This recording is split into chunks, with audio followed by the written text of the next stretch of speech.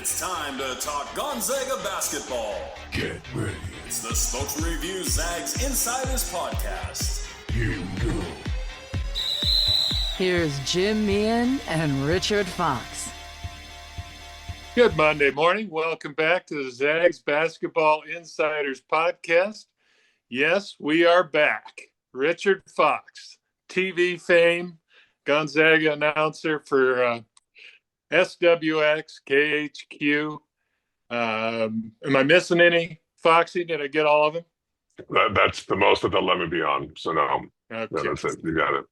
Jim Meehan, the Spokesman-Review. I don't know what year this is. Let's just call it the umpteenth year. We try to figure that out all the time when we do this first show, and I've given up. We're old timers. So, Foxy, did you off season well? Are you raring to roll here? Are you good to go? What's the mental state here going into the season? I think it's first off, great summer. Been a good start to the fall. Kids liking school, just busy as I know you are, and I think the longer I do this, the more I kind of hold off on both getting prepared, but also kind of thinking about the season. But now that it's here, now that we get the game tonight, now that we're doing the pod, I'm pretty excited. So I think it's going to be another year that there'll be a lot of games won, and I think the last couple of years have been pretty interesting from a story perspective. I think this year will be the same. Ditto. I hear everything you're saying. Before we get too much farther, I do have to admit I committed news in the off season, Foxy, and I want to be square with our listeners, eventually the readers as well. I'm not sure how to do that with them, but hopefully this helps bridge that. I did semi-retire a few months back. Kind of a day I never thought would come, but I think the timing seemed right. And in saying that, the semi is important there because I am still going to be doing quite a bit of Gonzaga coverage. I'll be at the game tonight against Texas Southern, the season opener, and we'll be doing a lot of the travel, the big games for the travel.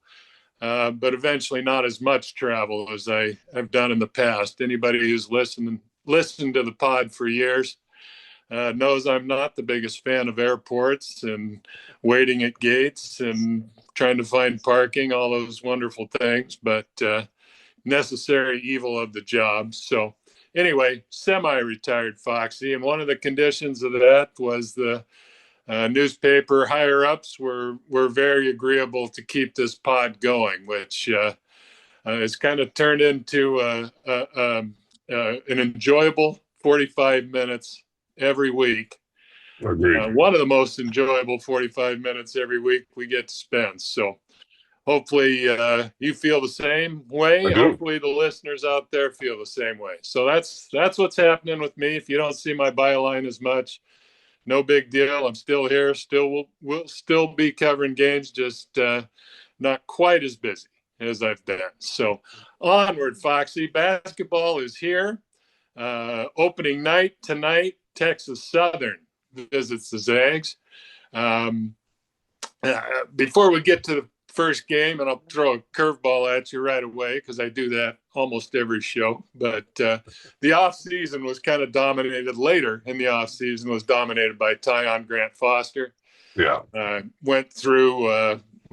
He had to do quite a bit to get eligible. It initially denied his waiver. He found his way to eligibility through a preliminary injunction hearing. Foxy, I've been doing this a long time. I mean, nothing really surprises me much anymore or shocks me. But when I picked up the phone and on the other side of the line was a Spokane attorney telling me that the waiver had been denied and that they're filing a lawsuit against the NCAA. This was, 2 weeks ago, maybe, something in there? Yeah. And that they've had a preliminary a hearing coming up to try to get his eligibility restored. I was floored. absolutely floored. I just assumed that his case was very strong and there would not be a delay or a holdup. But my perspective, the NCAA arguments, I can understand them. And this is going to come to a point at some down the road where they have to make some hard and fast, lines in the sand, draw the line on some of this. The 5 to play 4, that obviously it makes some sense as well that you've got a 25-year-old kid playing against 18-year-old kids. That's not quite how they intended this to be in the college ranks. But if any case warranted special circumstances, you've got a young guy that his heart stopped twice. He basically lost 2 seasons, save a half. I think it happened at halftime of the very first game of the year in one instance. So 2 seasons lost. There's a COVID year in there. Yes, he's way past the 5 to play 4. These aren't your normal everyday. I sprained my ankle and missed 3 weeks. I need another year. This was serious stuff. So I thought it was cut and dried. I think the right decision came down eventually. Do see the NCAA side of it. Maybe they can make the rules a little firmer or tweak them to allow. This is not a big deal, but heck, I've seen guys play 7 years, 6 years. That happens every year. Yeah. And I'm not talking COVID. I'm talking guys who were hurt or, started their eligibility clock later, or JUCO. That rule as well applied to this. Where did you come down on this one? Well, I mean, I think what you're talking about is the theoretical versus the practical. I mean, theoretically, yes, I think you can hear the NCAA's argument and understand the logic behind it and theoretically, track it. But then there's the practical side of it, which you were talking about, which is just, in this particular instance, it was just nonsensical when you look at his situation, Foster, and the circumstances around the reason why he lost 2 seasons, and then you couple that with looking at what the decisions they've made in other parts, in other cases for other teams around the country, and you just can't help but scratch your head. And I just think it's another sign of it's kind of how I think the NCAA is it's dying by 1,000 paper cuts. And it's these types of stories, it's these types of situations that I think is eventually going to drive. It's going to land somewhere where the NCAA is not a relevant organization, particularly once football does what I think we all think they're going to do, which is effectively do their own thing at some point, right? Yeah. It's just what is the purpose of the NCAA when in the era of the NIL? And I don't have an answer to that. That's a whole podcast series more than likely. But I think ultimately the right thing was done. It's unfortunate that it had to drag on the way it did, in my opinion. I'm sure a lot of money was spent to try to land at a place that I think most people that followed the story thought it should have landed at several weeks ago, maybe even months ago. But for Gonzaga, certainly huge development. I think he's going to have a huge impact on this group. And we'll get into that here in a bit in the podcast. So, but yeah, I mean, that's my takeaway. Yeah. Jim, it's just unfortunate. And it felt, when you look back on it, like, why did we waste this much time and money, guys? Yeah. What reasonable minds should have been able to come up with this resolution. Yeah. Foxy, you're 1 for 1 on the young season already. Thank you. You're dead on it. Let's stop right now. Podcast over. No, we got to do predictions later, so we will make a mess of things shortly. Hang on, stay with us. The Court of Public Opinion, I think, agreed with the Spokane judge who restored Tyon's eligibility. So we're going to shuffle through the exhibition games real quick. Zags wanted to play a high-profile, whether it was an exhibition or a closed-door scrimmage. That fell through. So they ended up playing 2, to be honest, overmatched folks that came to the McCarthy for exhibition games. NAIA Northwest That's a school out of Kirkland, Washington. 111.62, about what you might think would happen. Division II, Western Oregon, 111.53, kind of the same vein. It was from start to finish pretty dominant, just as you expect. These teams don't quite have the size to deal with Huff and EK, and they did their thing. This freshman now, Davis Fogel, you take in craziness in the kennel, you take in the 2 exhibition games, he doesn't look like a freshman. He gets the ball and he goes to the rim, and he's got intentions of dunking when he arrives. So got, I think, 11 free throws in one game, shows how aggressive he was. He scored it well. He looks the part. We'll get into him later. Jalen Worley, the transfer from Virginia who sat out last year, interesting dude. He can do a lot of different things on the floor. Maybe 3-point shooting isn't one of them, but the rest of it he can do. He can handle the ball. He can guard 1 through 4. He obviously can pass. He was a point guard in his previous stop, and he can score inside. He can really get down the floor. So Steele Venters, the great story of Steele, missing 2 seasons with injuries. NCAA, are you listening? There might be something coming down the road there. Legitimate injuries. But he looked pretty good hitting threes. You got Adam Miller hitting threes. You had Braden Smith, steady as she goes. He looks like a very solid guy at the point. Not much to take from those, is there, Foxy? I mean, you want to draw big conclusions, but the disparity in talent is pretty obvious when they lined up. Yeah, I don't think you take anything away with respect to kind of the team overall, right? Like, I mean, you don't establish a sense of, I think, how they're going to play or, their strengths or weaknesses so much as I think you look at individual players and you start formulating a bit of a more defined opinion or sense of what they're going to do for the group. Like a get to know them session. Yeah. And obviously with Steele, what jumps out at you is the way he's moving is really remarkable when you think about the injuries that he's had. Obviously says a ton about him as just a person, that he is stuck with it, but also the condition he appears to be in. Yeah. He's clearly put in a lot of time and a lot of work. He's gotten bigger, man. He's gotten thicker too. Yeah. And I remember calling his game at the arena when they played WSU. How about this stat for you? The last time he played was over 1,300 days ago. March 19th of 2023. Yeah, NIT game, right? That's right. Yeah. So anyhow, and I remember for Eastern, he was the guy. I mean, that team was good too. They had Cole Coward, who's obviously with Memphis. They've got the big kids inside. That was a very good Eastern team.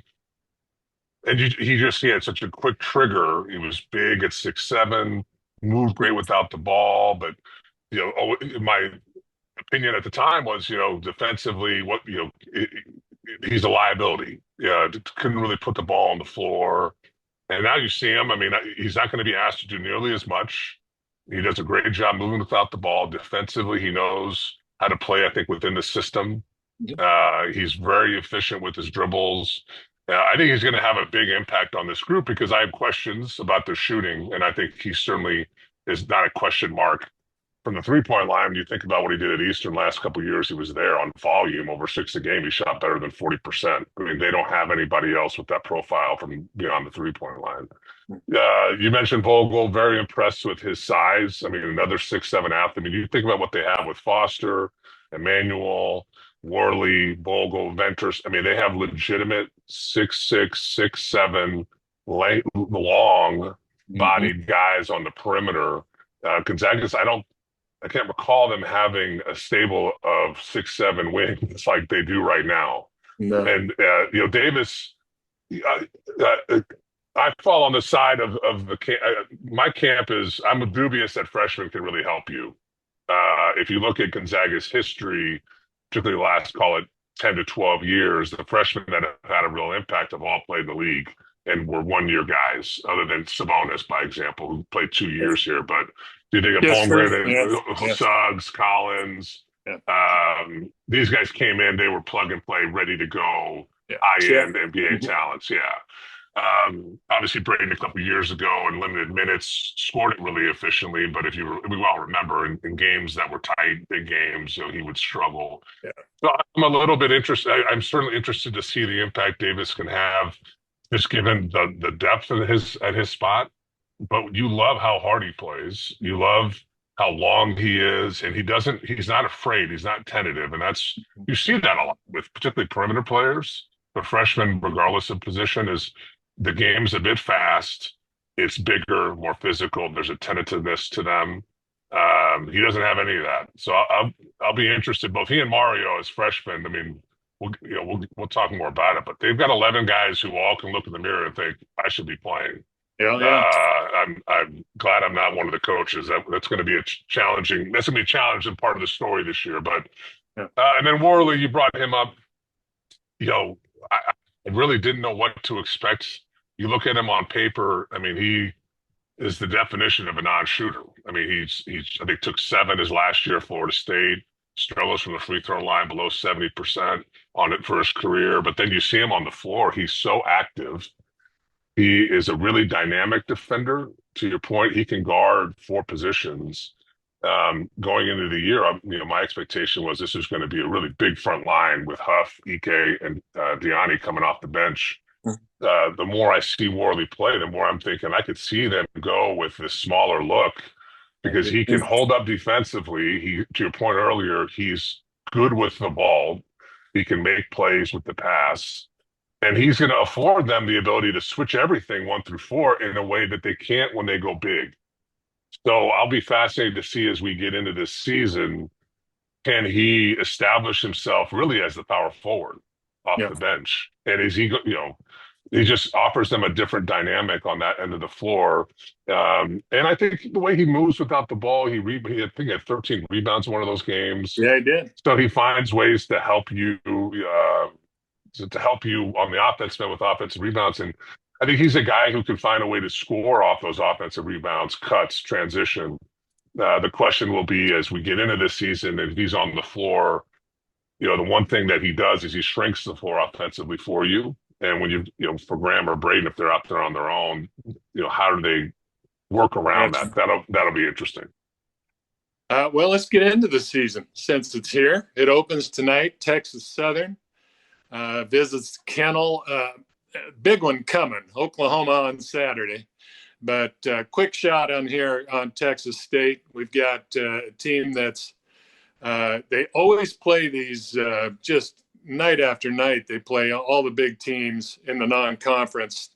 That's been their MO for years. Not quite as much this time around. Gonzaga is maybe the biggest one they have. I think they play Texas A&M and a few other big-name folks, but it's more of a mixture of teams that, they've got shots to knock off. 15-17 last year, 12-6 in league. They've been very good in the SWAC through the years. They've made some NCAA trips. They actually played the Zags pretty decently, I think, one of the last times these two teams met.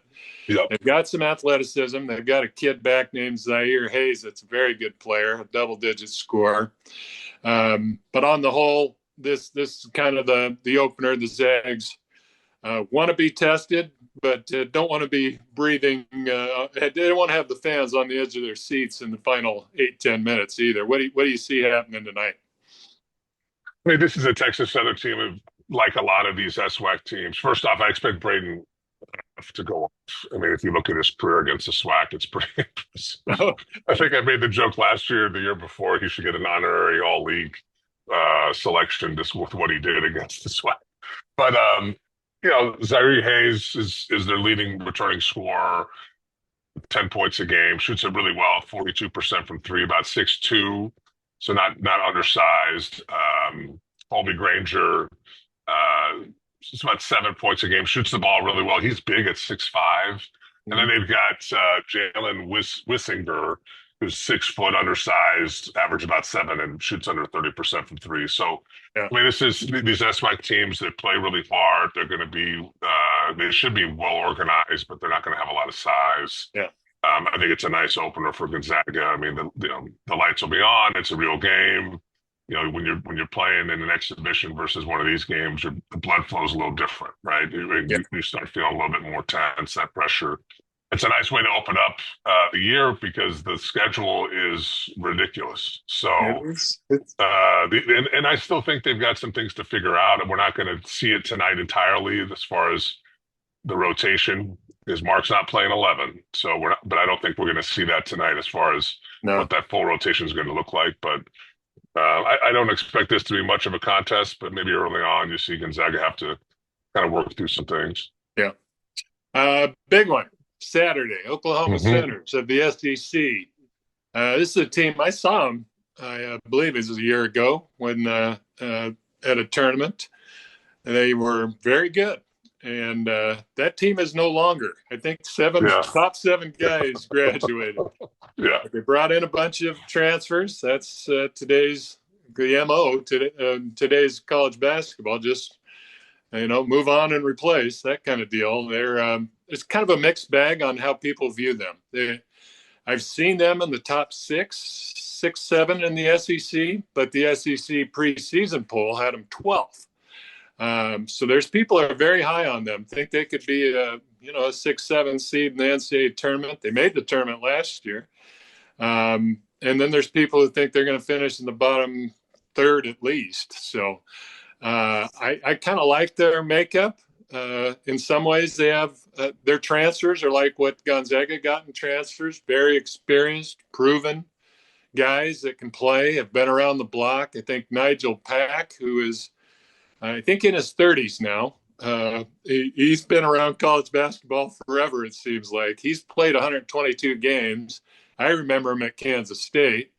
I think he played a couple years there. He played 2 years at Miami, helped them get to a Final Four, I want to say, and was the MVP of the regional. That tells you the caliber of play he is. I've got some other pieces as well. Darian Reed's the transfer from Alabama. Bigger kid, McDonald's All-American, all the accolades, very talented. They took 3 transfers to the SEC Media Days. That's today's day and age right there. That shows you what it is when you're putting rosters together. What do you envision Saturday when Oklahoma comes to town, faces Zags? Yeah, man, a real interesting year last year. Like you mentioned, 13-0 to start the year, beat Arizona, Providence, Oklahoma State, Michigan, and then started SEC 3-10, 0-4, then 3-10, and then won the last 5 games to get into the tournament. So it is a bit hard to understand how they're going to look this year. It is heavy on the transfer portal, and all these guys have. The resumes and their backgrounds are all impressive, but where they were before was not. These weren't perfect stops. So in a lot of ways, it's a bit of a collection of misfits, as it were, where you're hoping that when they get to Oklahoma, they can all mesh and it all works. But they've got talent.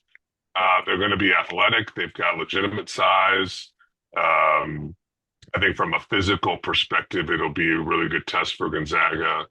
Gonzaga in a lot of ways is in a similar position with how much they've lost and how much new guys they've brought in.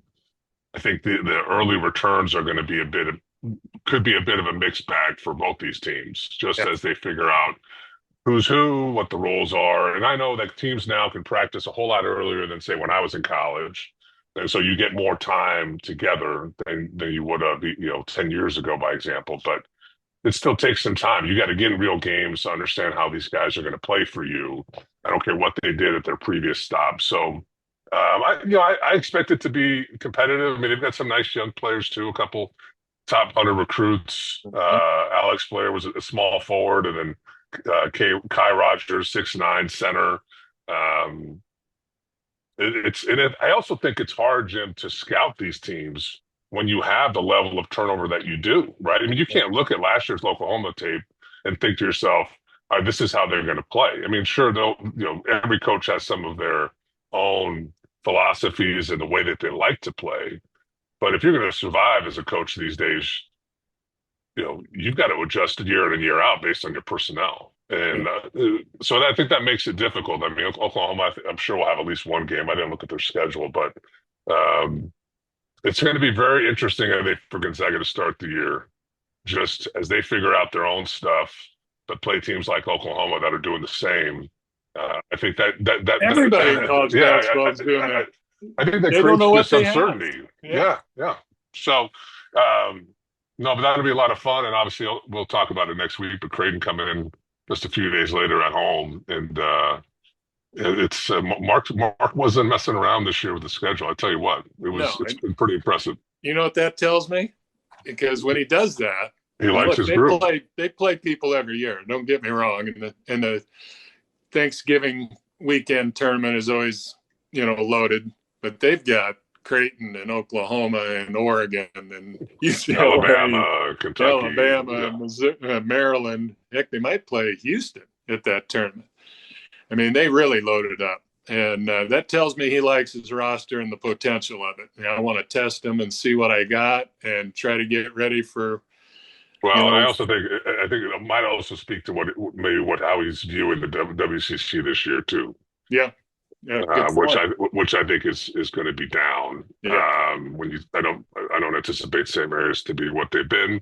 Yeah. San Francisco to me is clearly the second best team in the league, and so I think two things can be true. I think he likes the group he has, but when you look at the WCC schedule with the addition of Seattle U and just where some of these other programs are, it reminds me of what it was like when I was there, or what it was like 10 years ago, where you got into league play and it felt like for 2.5 months you were just waiting for the tournament to start. So he's going to get these guys a lot of tests here before the new year. Yeah, Foxy now 2 for 2 on the young season. He's right on it. All right, let's dive deeper into this roster, rotation, starters. Here's where we start to put our foot in our mouth by stepping out on limbs and seeing how sturdy they are. Let's do starters first, our best guesses. I've got 3 initially that are either locks or close to it. 2 of them are locks. Braden Huff, Graham Ike, that experiment that came late in March last year. Paid some dividends, didn't it? Paid some dividends. It is here to stay for the time being. Those 2 worked well together. Maybe on paper it's not the smoothest fit, but on the court, it worked very well. So those 2 are the front line, as good a front line as you're going to run into in the college basketball, in my opinion. I think Braden Smith is a lock to start, certainly at the start of the year. What he's done, he just looks he's just as solid as the day is long. I know they haven't played anybody, that is a Power 5 or anything like that, but he just looks like he can handle the job. He's got that mentality. He has some toughness to him.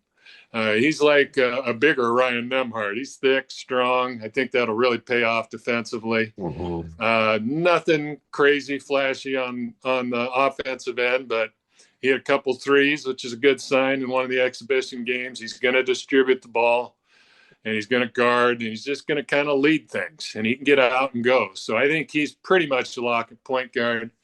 Down the road, Super Mario, the freshman from Spain, I think he's going to push and push and push for playing time. He's that good, and he's a bigger kid. He's 6'3"-ish.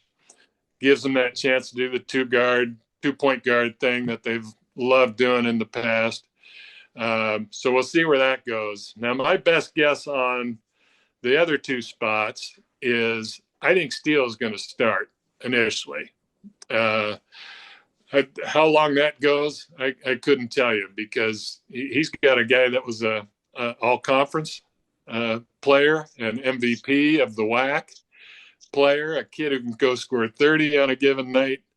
Tyon Grant Foster could very easily step into that role. I just think right now he's got to get conditioning-wise, get into the system, get into the concepts, all those things. Because he's not been able to practice, correct? Well, he was initially. They gave him a practice waiver, but then when they denied him, that went away, so he lost more time.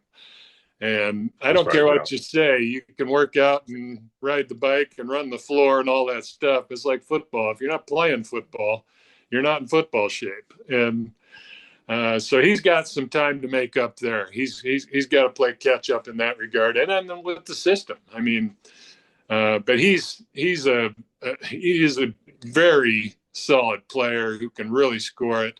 Different than what they have. I think that's going to be important down the road. So early on, I have Steele. If he plays well, maybe it doesn't change, but we'll see where that goes. And then my off guard, two guard, whatever you want to call it, I think they're going to go with Emmanuel Innocenti. And Emmanuel is a very good defensive player. He really helped him when he kind of cracked the lineup code later in the season last year, last half of the season at least. Very solid on the offensive end, not necessarily going to get you 20 points, but shot it decent and just kind of facilitates, moves the ball, doesn't stop with him. He knows how to play that end of the floor as well, but very good defensively. I mean, really good. He can be a game changer on defense. That's my guess. I think Adam Miller is that's almost 50-50 to me. Adam Miller can shoot the ball. Left-hander. He can score it. He can play both ends as well. But that's what I'm going with for now. Emmanuel, Steele, Huff, EK, B. Smith. What you got for five there? What's your All five? right. Well, let's try to pick the starting five for Oklahoma. Not for tonight. Okay. So okay. Tyon's going to have over a week of practice. Let's call it.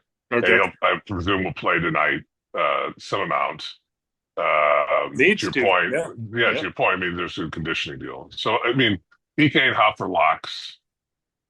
I agree with you. I think at the start of the year, Braden is going to be the point guard. I mean, you look at what he did at Colgate. He's excellent with the ball. You know, average 5 assists and 2.2 turnovers. I mean, 2.3 assist to turnover ratio. Really rebounded the ball well for any guard, let alone one that's 6 foot. Almost 5 a game for his career, over 5 his last year playing. Yeah. The question I have for him is his ability to shoot the ball. He's really good around the rim for an undersized guard, shoots about 54%, but his shooting from 3 is just a question, right? His career is 33%, got it under just over 31 his last year at Colgate.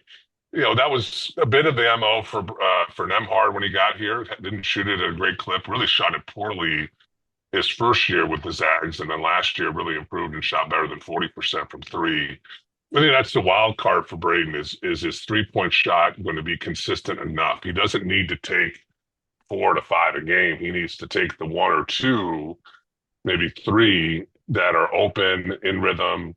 Think a lot like where Nembhard ended up getting, where his first year he took a lot of tough ones. Yeah. And also had a terrible start. If you remember his start to his first year here, I mean, he shot off of memory sub 15% from 3 in non-conference. What is Braden's shot selection and quality of 3 he gets? I think if he takes good ones, I think that number can improve. Yeah. But if his shooting is the question mark for me, his size is a bit of a question. He really competes, plays hard, he's smart. But some of the teams Gonzaga is going to play are just going to be big on the perimeter, and how's that going to look? And then, I think it's the next 2 spots that are the question. I agree with you. I think the way Steele has looked here in the non-conference and his skill set, I think he has to start for you because he's a legitimate 3-point shooter with length. He's not necessarily a guy you've got to call stuff for. He can play off of EK and Huff. He's got a quick release. And I think he's going to open that floor up. As good as Braden and EK were together, that's a pretty limited sample size. I mean, how does that look over a longer period of time? They both will step out and shoot. And so you can have EK on the low block, by example, and Braden at the top of the key. And you've got to honor that 3, but neither one of them are volume shooters, and their shooting really can come and go over the course of the season. If you want to stay with that 2 big lineup, I think you need a guy like Steele out there that can really stretch defenses. And if I had to pick that 5th guy, I'd actually go Miller. when I look at Emmanuel last year, last 14 games of the season, really broke into that rotation, averaged 20 minutes, would play about 20 minutes per game. And defensively, to your point, he was made a real impact. And what was impressive was how good he was with the ball. He had 21 assists, only 3 turnovers. So just made simple plays, wasn't necessarily creative, but didn't hurt you. Mhm. But the scoring's just not there, or at least it wasn't last year. I mean, they averaged less than 3 points a game in those 14 games, shot sub 30% from three. I just, again, I'm going to really look at the shooting. The shooting in the last couple of years, as you know, Jim, has not been great. Yeah. The worst, the 2 worst 3-point shooting seasons for a Gonzaga Mark team, and since he's been here. Yeah. I'm hoping that trend changes, right? That we start going back up a bit to what we've seen historically. And I just want to see if Emmanuel's shot has improved enough. And Miller, to your point, I mean, he shot 40% last year from 3. And a lot like Steele, over half his shots come from 3. I think for Miller, it was something like 63% of his shots over the course of his career come from the 3-point line. He's comfortable out there. He shot 40% last year. Now, his first 3 years in college, shot 32%. So, was that 8-point jump, 8% jump, is that the new norm? Or was that a year? Let's see. He struggled in a bit of the non-conference shooting from 3, but I like his size. I mean, he's only 6'3", but he's strong. Mhm. I think he can handle the ball well enough to be on that weak side if the ball gets swung and make a play. But this is the challenge that they have, is they don't have, I mean, quite frankly, other than Graham Ike, I think you could look at anybody in the starting lineup and have a question as to whether or not there's somebody else you'd rather put in there. Mhm. I mean, as much as I love Braden, and he was tremendous down the stretch, that's been a challenge for Braden while he's been here, right? His consistency. On the defensive end, he was exceptional towards the end of the year last year. I thought his effort and physicality got to a level that we hadn't seen. Does that continue this year? Yeah. The way Worley can kind of muck things up on defense with his switchability, he's got a nose for rebounding the ball. A lot like Emmanuel, he makes good decisions. Now, he doesn't shoot it, but at the 4 spots, can he find a role? And now do you go small? I mean, I don't know. It's a real challenge. I think you've got Ike and Huff right now are locks probably all year. Yeah. Let's presume that match, the 2 of them together continues, and that's is as effective as they were to finish the year. Smith's got a ton of experience, not just in college, but obviously a year in the program. He's seen how they want to work. There's a familiarity with him. Mark's going to be comfortable with him. Yeah. But you brought it up. I mean, I'm a big fan of Mario. Yeah. I mean, you look at his resume last year at Manresa with in the ACB. People need to understand the ACB is the second best basketball league in the world. Yeah.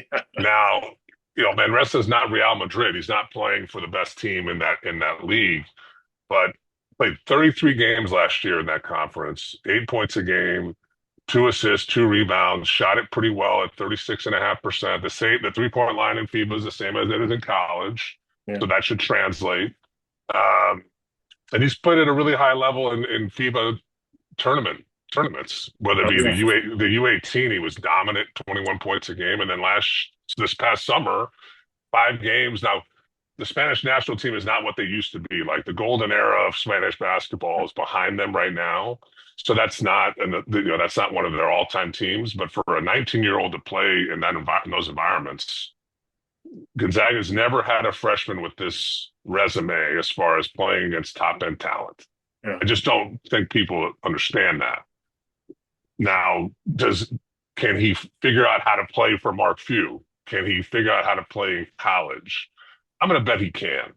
Now, we've seen plenty of guys come over from Europe and struggle for Mark and struggle to play in college. They've had much better luck with bigs than they have with guards. So we'll see how it goes. But at 6'3", he's a pretty good athlete and will finish at the rim.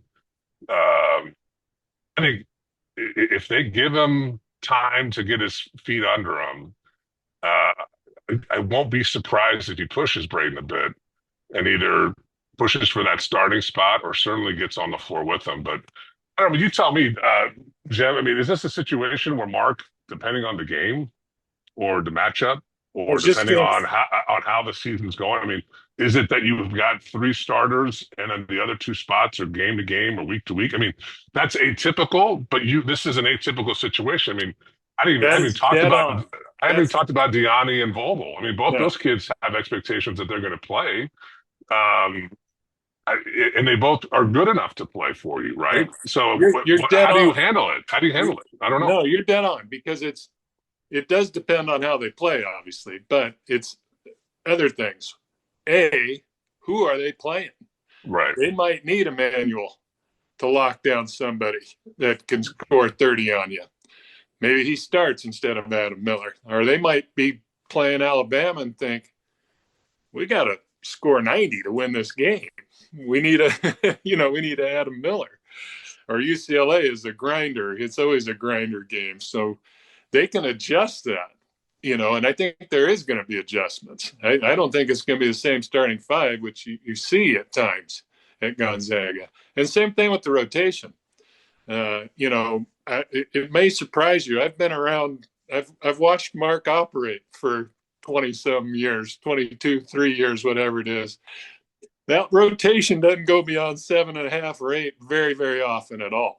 Well, and that's deep for Mark.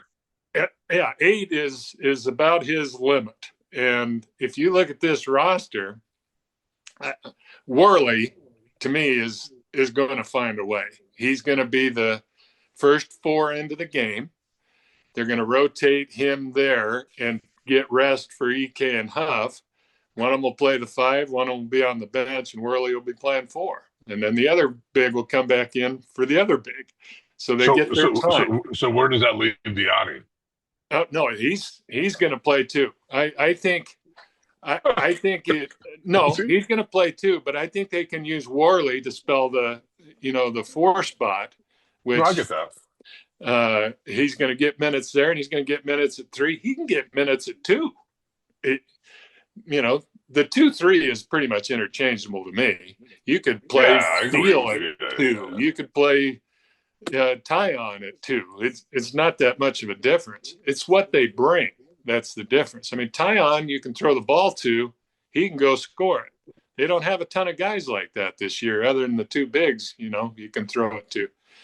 You need a 3 if that inside game's really working, and Huff and EK are drawing attention. That kick out to Steele should be lethal. That kick out to Adam Miller should be lethal. I mean, they're going to get open looks. Let's put it that way. So yeah, I think that rotation is going to it's going to change. The ones that are very interesting to me are Vogel.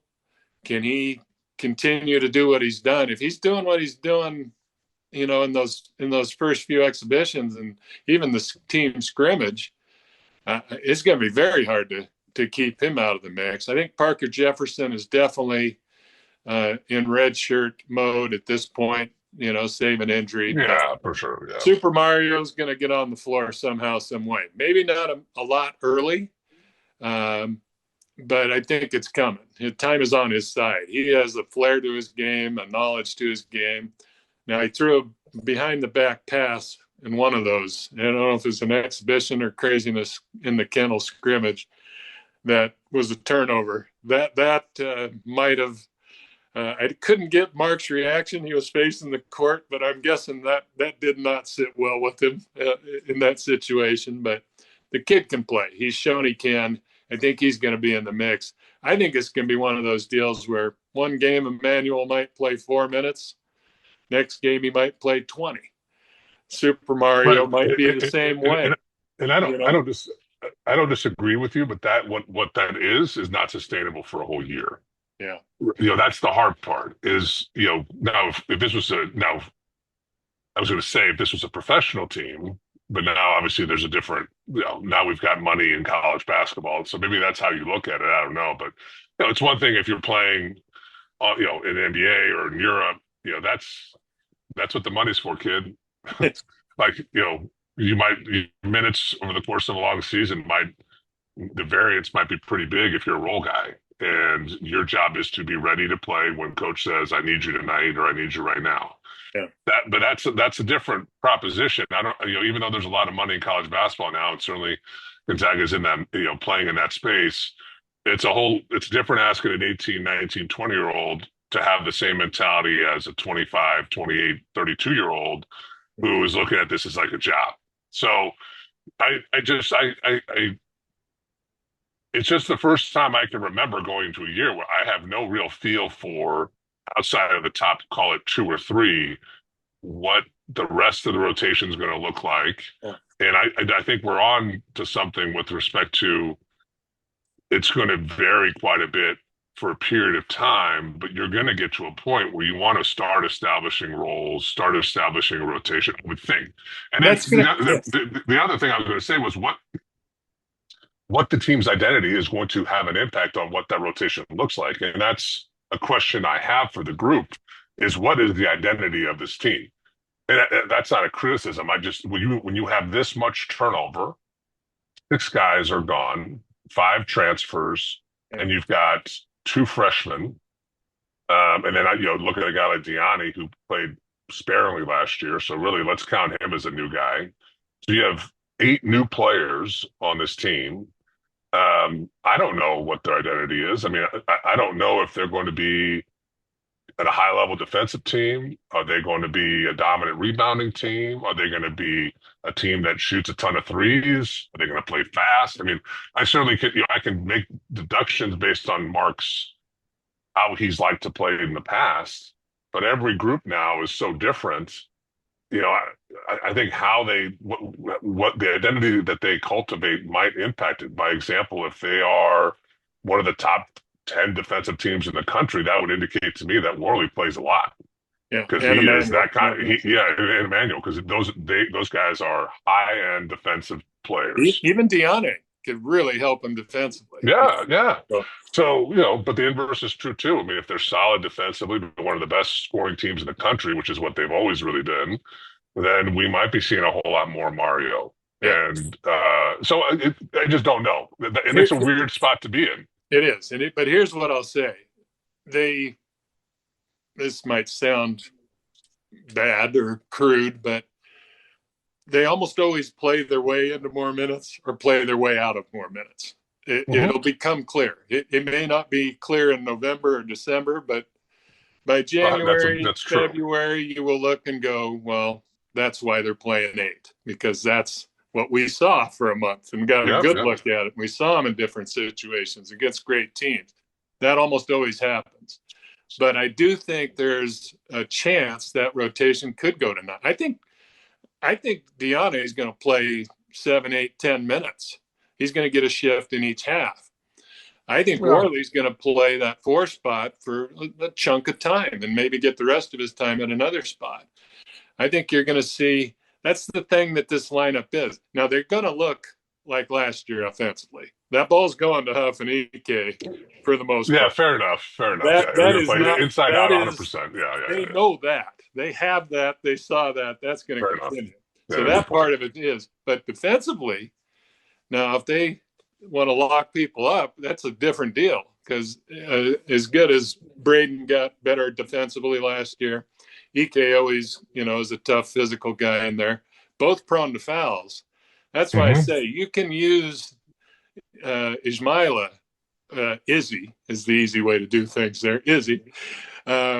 He can help you at that end. And he showed a little growth offensively. I know it's limited time and the opponents weren't great, but he looked a little smoother offensively to me. And so that's what I mean. I think you're going to see times where Davis Fogel's playing. They're going to say, let's see what the kid's got for a little bit here. You're going to see Worley. You're going to see Super Mario and Braden Smith together. It's just they're eventually going to sort themselves out. Maybe that's the way to say it. And it'll get down to that 8 or 9. But they could, they could play 9. They really could. Because I think Ismaila is going to play. And I think Super Mario is going to play. And Worley's playing. To me, he's a very interesting guy, just like Super Mario. He is very interesting. And, whether Fogel finds his way, How much time eventually is with Miller and Emmanuel. There's a lot of things to sort out, but they're going to play. They're all going to get a shot early, I would say. So let's do this real quick. We'll do our predictions, but we'll do your biggest concern first. Mine is the three ball. It's trended the wrong way for a couple years. That's why I think if Braden Smith's going to play 25, 30 minutes, if he can be a little bit of a help with that, if Steele shoots it the way we've seen him shoot it, that he's like Pangos. When he shoots it, you think it's going in. Yeah. And I think Miller is a very good shooter, above average. That didn't look fluky to me, what I saw at Craziness in the Kennel. So, and I'll die on this hill. Braden Huff has a beautiful stroke on three ball. Now, I haven't got in great, but I think it's a nice stroke. I think he will hit one or two from time to time. And Ike has willed them in too. He's made them when he's shot them. So I think that's my biggest question mark, because so much depends on that. The spacing, the kick out, the high-low, where it's not all gummed up in there because we don't have to guard Braden over the screen. We can go under the screen, and that changes everything. That's my biggest concern with this group. Yours? Well, to your concern, the six guys who left, Battle, Hickman, Emhart, Gregg, and Ajayi, and Stromer, the worst shooter there of the group last year anyway was Michael. Yep. Collectively, they shot 36% from three, and that was with Ben having a really off year from three. I think he shot 27%. The five guys they're bringing in for their careers have shot 34%. Yeah.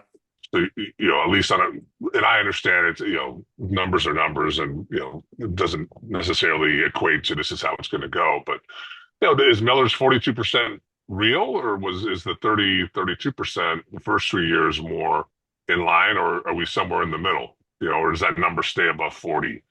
Steele, to me, I don't have any concern about his ability to shoot, given his 3-point shooting percentage should be well north of 40%, because he's not going to have to take a lot of tough ones. Yeah. In other words, late clock at Eastern, he really had to take a lot of those late clock shots that drove his percentage down. I don't see that happening this year, at least not very often.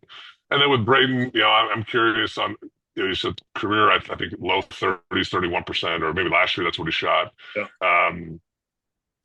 He's had a whole year here at Gonzaga. What does that number look like here? Call it the first 5 games of the year. And then Foster, he's not a good 3-point shooter, at least on a percentage basis, but he'll take them. So what does that look like? So I agree with you. I mean, that is a concern for me. If we're going to be at the same level or even worse than the last couple of years, I think that's going to make things offensively challenging. And then I think for me, so you sound cool and hip because you're talking about 3-point ball. I'm going to sound old and stale. I'm going to say defensively, I've got questions. Yeah. Hey, you're right too. That's right. No, that is a fact. Yeah. I love, I tell you what, you see Gonzaga walk through the airport, you're like, it's a big group. They've got legitimate NBA size on the wing. If you think about it, if they want to get crazy and let Worley be the point guard for 5 minutes, they could put Foster out there, Steele out there. Vogel. They could go 4 guys at 6'7" on the perimeter that could switch everything. They don't go big; they go giant. I know, go giant, right? Yeah. But can they keep the ball in front? That'll be my question, because this is the thing that Gonzaga has not had since Holmgren left. And it's not a criticism. Chet Holmgren's one of the top 5 centers in the NBA. He's an incredible defensive player. But they haven't had any shot blocking, and they're not going to have that this year either. And that puts a lot of pressure on your perimeter defensive game plan. If you can't keep guys in front, and now your defense breaks down through rotations or guys get to the rim, if they're going to be great on that end, they have to keep the ball in front. And guys have to be able to guard one-on-one. Emmanuel's going to do that. Worley's going to do that. And so to my point earlier about identity, Jim, if their identity is going to be we are an elite defensive team, those guys are going to play a lot. because they keep guys in front. And that's going to be even more so if the 3-point shot isn't there. They're going to have to lean in on that end of the floor, in my opinion. So that's a question I have. I mean, I given their schedule, which is what they've got Texas, Southern, and then they're Oklahoma, trading Arizona State. I mean, then they got Southern Utah, Alabama, Maryland, Kentucky. They play North Florida on December 7th. We will know in a month if they can guard. Make sure you tune in for that Monday show right there. That's right. We don't know a lot by then, but all right, we got to do predictions, Foxy. We got to open ourselves up for scorn and ridicule. I know people are so mean about this. Tradition. We love mistakes. It's crazy. We've got broad shoulders. We can handle it. All right, fair enough. So we'll do these quick. Leading score. I'm going to say Foster. Okay, I'm going to say EK by a nose over Huff. I think they're both going to be in the 16-17 range. Well, let's just do it. What do they win the WCC in their final year? Yes. I have them winning it. I have San Francisco second, which I thought was going to be a hot take, but apparently you're of the same mind. And then I've got St. Mary's and Santa Clara behind them. Does that sound right to you? Yeah. I mean, I think the bottom half of this league is really bad. I don't know, between Santa Clara, I haven't done enough looking at either one of them. I know San Francisco's got legitimate perimeter play. They've got real length and athleticism on the perimeter that I think can match Gonzaga as better than anybody else in the league. And that's not to say they're going to beat them, but they're going to win the league. I have the Zags losing one conference game. I was going to say the same. I have them losing. Let's see, what did I end up? And you're really looking at it like granular here, right? Okay. Yeah. Let me look at the schedule while you do this. Go. Okay. I got them losing one conference game. I got them losing 3 non-conference games. Ooh. That's 4 losses. I've got them going, winning the tournament, the WCC tournament. So that's 2 more wins there. I have them going to the Elite 8. I think they have a mix that is going to be hard to deal with because they can play different ways. They can play more defensive-minded. They can play more offensive-minded. They can mix it up so they're not vulnerable in either spot. I got them going to the Elite 8. What do you think, Foxy? Well, 5 losses total. That's what I have. So, I mean, if you look at the schedule, though, Jim, I mean, what games you have to lose in the non-conference? I mean, because the truth is, if Kentucky? I think that's just tough. That's on the road. I mean, it's a neutral site, I believe, but still, I think, is it Nashville this year? So that's Nashville. Yeah. Okay. So I have that. Okay. I have them losing 1 at the Vegas tournament, and that one's hard to say because if they end up playing Alabama, Maryland, and Houston, they're going to have probably at least 1. So, but I've got them losing 1 there, and then I think UCLA. UCLA I think is very, very good this year. Very good. So those are my 3. Yeah. Well, I mean, so that means they beat 2 Oklahoma, 2 wins in Vegas. Arizona State, who I don't know how good Arizona State's going to be this year. And then 2 games in that Thanksgiving deal, and then you got to beat Oregon. Yeah. So okay, I'm going to be different, and I'm going to say you said 4 total losses. I'm going to say 5 counting the NCAAs. Okay. Yeah. Oh, 5. Okay, I'm going to say that they lose 4 in the non-conference. Yeah. I'm going to say 1 in league. Yeah. 1 at the NCAAs. Yeah, so 6. Yep, 4, 1, 1. Yep, so I'm going to say 6 losses. I think how that far they're are they going, Foxy? That's what everybody wants to hear. I think if they lose 4 non-conference games and the weakness of the WCC, I have a tough time seeing them be a top 4 seed. So that means they're going to be somewhere between 5 and 8. Okay. I'm going to say that they make it to the Sweet 16 and lose there. Okay. All right. So we're one wrong And either way. I I've got literally one thought less loss and one more everybody advance. Yeah. everybody just heard me think about it for the first time out loud. So let's be kind. If they go to the Final Four, let's. Never admit that, Foxy. Never admit that. No, it's all in good fun. And hey, that's all it is. Best guesses, all this stuff, starters, roster, rotation, what's going to happen. College basketball will throw the usual curveballs at us, no doubt. So anyway, that's going to do it for the first show of the year. Great to be back with everybody, with you, Foxy. Oh, yeah. Look forward to every Monday. This show will be posted, noonish, 1 o'clock every Monday. Make it part of your every Monday routine. I think a lot of folks do out there. Cannot tell you how many people come up to me and tell me or email me or whatever that we really appreciate the support that we've got. We love it.